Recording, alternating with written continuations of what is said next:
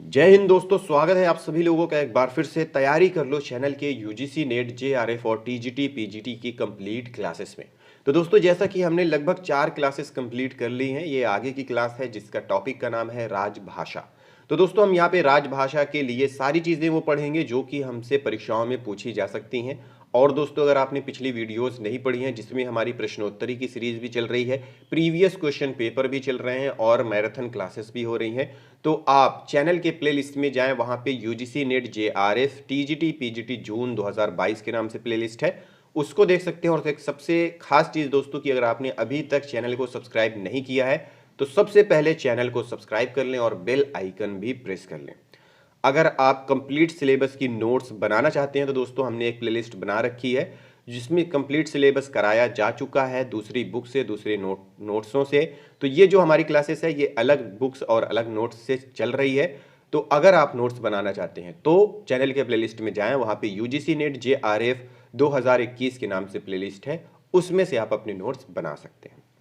तो चलिए आज की क्लास को शुरू करते हैं और स्टार्ट में देखते हैं कि राजभाषा। 14 सितंबर 1949 ईस्वी को भारत के संविधान में हिंदी को राजभाषा, ऑफिशियल लैंग्वेज की मान्यता प्रदान की गई। कब? 14 सितंबर 1949 ईस्वी को। ठीक है, ये प्रश्न पूछा जाता है और इसी दिन को हिंदी दिवस के रूप में मनाया जाता है। भारतीय संविधान के भाग 17 में अनुच्छेद 343 से लेकर के 351 तक राजभाषा का संविधान में प्रावधान किया गया है तथा संविधान की 8वीं अनुसूची में 22 भाषाओं को मान्यता प्रदान की गई है, जो कि कुछ इस प्रकार हैं: असमिया, बांग्ला, बोडो, डोगरी, गुजराती, हिंदी, कन्नड़, कश्मीरी, कोंकणी, मैथिली, मलयालम, मणिपुरी, मराठी, नेपाली, उड़िया, पंजाबी, संस्कृत, संथाली, सिंधी, तमिल, तेलुगु और उर्दू। ये भाषाएं क्या है? जो संविधान संशोधन था, 22वां संविधान संशोधन, उसमें ये बताई गई हैं कि ये हमारे देश की राजभाषाएं हैं। ठीक है, सॉरी, 22वीं अनुसूची में ये बताया गया है। उसके बाद एक संविधान संशोधन हुआ था, वो हुआ था 21वां संशोधन। मूल संविधान में 14 भाषाएं थी। संविधान के 21वें संशोधन अधिनियम 1967 द्वारा सिंधी के जोड़े जाने पर यह संख्या 15 हो गई थी और 71वें, देखिए जब संविधान बना था तब टोटल 14 भाषाएं थी। ठीक है, और 21वां संशोधन हुआ तो उस अधिनियम के अनुसार सिंधी भाषा को जोड़ा गया था, जिसके बाद 15 भाषाएं हो गई थी। फिर 71वां संशोधन अधिनियम हुआ 1992 में, उसमें कोंकणी, नेपाली और मणिपुरी को सम्मिलित किया गया, जिसको मिलाकर ये 18 भाषाएं हो गईं। फिर उसके बाद 92 संशोधन अधिनियम 2003 हुआ, जिसमें बोडो, डोगरी, मैथिली और संथाली को सम्मिलित किया गया, जिससे अब यह संख्या होकर 22 हो गई है। तो यहां पे यही दिया गया है कि संविधान की 8वीं अनुसूची जो है, जिसमें 22 भाषाओं को मान्यता दी गई है। ठीक है, तो ये जितनी भाषाएं हमने अभी पढ़ी, ये सारी हमारे क्या है, संविधान की अनुसूची में सम्मिलित की गई हैं। और किस प्रकार से, मूल अगर पूछता है मूल संविधान में कितनी भाषाएं थी, तो याद रखिएगा 14 भाषाएं थी। फिर 21वां संशोधन हुआ 1967 में, उसमें सिंधी को जोड़ा गया, जिसमें 15 हो गई। फिर 71वां संशोधन अधिनियम 1992 में कोंकणी, नेपाली और मणिपुरी को जोड़ा गया। फिर उसके बाद जिसमें ये टोटल संख्या फिर क्या हो गई, 18 हो गई।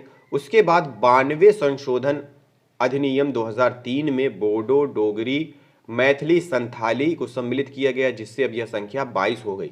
तो ज्यादातर जो प्रश्न पूछता है वो इसी में पूछता है, 92 संविधान संशोधन अधिनियम। ठीक है, जिसमें बोडो, डोगरी, मैथिली और संथाली भाषा को सम्मिलित किया गया था।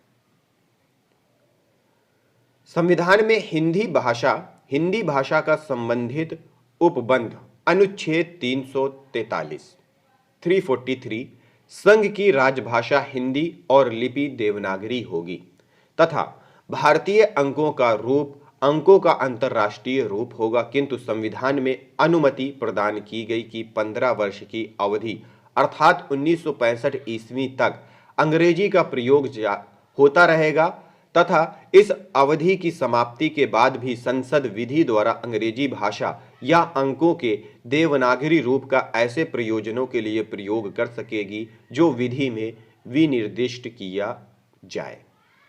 फिर उसके बाद है अनुच्छेद 344, राष्ट्रपति 5 वर्ष के बाद और उसके बाद हर 10 वर्ष की समाप्ति पर राजभाषा आयोग का गठन करेगा।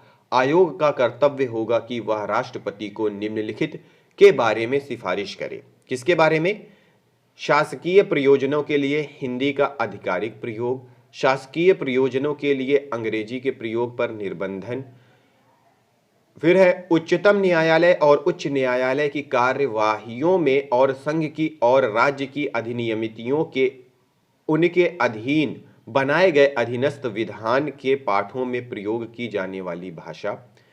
फिर चौथा है कि संघ के किसी एक या अधिक विनिर्दिष्ट प्रयोजनों के लिए प्रयोग किए जाने वाले अंक के रूप में। पांचवा दिया है कि संघ की राजभाषा तथा संघ और किसी राज्य के बीच या एक राज्य और दूसरे राज्य के बीच पत्रादि की भाषा। आयोग से यह अपेक्षा की गई कि वह भारत की औद्योगिक, सांस्कृतिक और वैज्ञानिक उन्नति का और लोक सेवाओं के संबंध में हिंदी भाषी क्षेत्रों के व्यक्तियों के न्याय संगत दावों और हितों का सम्यक ध्यान रखे। फिर अनुच्छेद 45 में किसी राज्य का विधानमंडल विधि द्वारा उस राज्य में इस्तेमाल होने वाली भाषाओं में से किसी एक या अधिक भाषाओं को या हिंदी को उस राज्य के सभी या किन्हीं शासकीय प्रयोजनों के लिए अंगीकृत कर सकता है। जब तक ऐसा नहीं किया जाता, अंग्रेजी का प्रयोग उसी प्रकार किया जाता रहेगा जिस प्रकार उससे ठीक पहले किया जाता रहा है।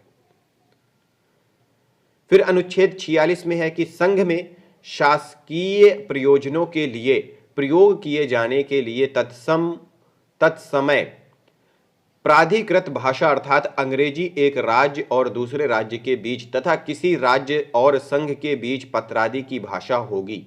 यदि दो या अधिक राज्य यह करार करते हैं कि उन राज्यों के बीच पत्रादि की भाषा हिंदी होगी, तो ऐसे में पत्रादि के लिए उस भाषा का प्रयोग किया जा सकेगा। फिर अनुच्छेद 347 में यह कहा गया है कि यदि किसी राज्य की जनसंख्या का पर्याप्त भाग यह मांग करे कि उसके द्वारा बोले जाने वाली भाषा को उस राज्य में दूसरी भाषा के रूप में मान्यता दी जाए, तो राष्ट्रपति उस राज्य में सर्वत्र या उसके किसी भाग में शासकीय प्रयोजन के लिए उस भाषा को मान्यता देने का उपबंध कर सकता है। अनुच्छेद 348, जब तक संसद विधि द्वारा उपबंध ना करे तब तक उच्चतम न्यायालय एवं उच्च न्यायालयों में सभी कार्यवाहियां अंग्रेजी भाषा में होंगी। ठीक है, तो अनुच्छेद 348 में यह कहा गया है। अनुच्छेद 349 में संविधान के प्रारंभ से 15 वर्ष की अवधि के दौरान प्रयोग की जाने वाली भाषा के लिए उपबंध करने वाला कोई विधेयक राष्ट्रपति की पूर्व अनुमति, जो कि वह राजभाषा आयोग तथा भाषा समिति के प्रतिवेदन पर विचार करके देगा, के बाद ही संसद में प्रस्तुत किया जाएगा। फिर 350(1) में कहा गया है कि प्रत्येक व्यक्ति किसी शिकायत को दूर करने के लिए संघ या राज्य के किसी अधिकारी या प्राधिकारी को यथास्थिति संघ में या राज्य में प्रयोग होने वाली किसी भाषा में अभ्यावेदन देने का हकदार होगा। दूसरा यह है कि किसी राज्य में भाषाई अल्पसंख्यक वर्गों के बच्चों को उनकी मातृभाषा में शिक्षा के लिए उचित प्रबंध किया जाएगा। तीसरा है कि भाषाई अल्पसंख्यक वर्गों के लिए राष्ट्रपति एक विशेष अधिकारी नियुक्त करेगा। यह अधिकारी उस वर्ग के भाषाई हितों की रक्षोपायों से संबंधित राष्ट्रपति को प्रतिवेदन देगा तथा राष्ट्रपति इसे संसद में रखवाएगा और संबंधित राज्यों की सरकारों को भिजवाएगा। फिर अनुच्छेद 351 में कहा गया है कि संघ का यह कर्तव्य होगा कि वह हिंदी भाषा का प्रसार करे, उसका विकास करे, ताकि वह भारत की मिली जुली संस्कृति के सभी तत्वों की अभिव्यक्ति का माध्यम बन सके और उसकी प्रकृति में हस्तक्षेप किए बिना 8वीं अनुसूची में विनिर्दिष्ट भारतीय की अन्य भाषाओं के प्रयुक्त रूप, शैली और पदों को आत्मसात करते हुए और जहां आवश्यक या वांछनीय हो वहां उसके शब्द भंडार के लिए मुख्यतः संस्कृत से और गौड़तया अन्य भाषाओं से शब्द ग्रहण करते हुए उसकी समृद्धि सुनिश्चित करे। तो ये था दोस्तों हमारे संविधान में वर्णित हिंदी भाषा के बारे में। अब विधानमंडलों की भाषा के बारे में यह है कि संविधान के भाग 5 के अनुच्छेद 120 में संसद की भाषा का उपबंध है। उसमें कहा गया है कि संसद कार्य हिंदी या अंग्रेजी में किया जाएगा। फिर है कि संविधान के भाग 6 के अनुच्छेद 210 में राज्य विधानमंडलों की भाषा का उपबंध है। राज्य विधानमंडल में कार्य राज्य की राजभाषा या हिंदी अथवा अंग्रेजी में किया जाएगा। सन 1950 ईस्वी के बाद हिंदी की प्रगति डॉक्टर राष्ट्रपति राजेंद्र प्रसाद ने सन 1955 ईस्वी में बाल गंगाधर बीजी खेर की अध्यक्षता में राजभाषा आयोग का गठन किया। इस आयोग में 21 सदस्य थे। राजभाषा आयोग ने अपना प्रतिवेदन 1956 में दिया, जो संसद के समक्ष 1957 में रखा गया। तो देखिए, राष्ट्रपति राजेंद्र प्रसाद ने सन 1955 में बीजी खेर की अध्यक्षता में राजभाषा आयोग का गठन किया था। तो ये नाम आता है कि राजभाषा आयोग। प्रश्न पूछता है राजभाषा आयोग का गठन किसकी अध्यक्षता में हुआ? बीजी खेर, बाल गंगाधर खेर। ठीक है। राजभाषा आयोग की सिफारिशों की समीक्षा करने के लिए सन 1957 ईस्वी में गोविंद वल्लभ पंत की अध्यक्षता में संयुक्त संसदीय राजभाषा समिति का गठन किया गया था। संयुक्त संसदीय समिति में 30 सदस्य थे, जिसमें लोकसभा के 20 तथा राज्यसभा के 10 सदस्य थे। इसने अपना प्रतिवेदन 1959 ईस्वी में दिया था। संयुक्त संसदीय समिति के सुझावों पर ध्यान देते हुए राष्ट्रपति ने 2 स्थायी आयोगों की स्थापना की थी। पहला, राजभाषा विधायी आयोग 1961, विधि मंत्रालय, इसका वो गवर्नर था। वैज्ञानिक एवं तकनीकी शब्दावली आयोग 1961, जिसका मंत्रालय शिक्षा मंत्रालय था।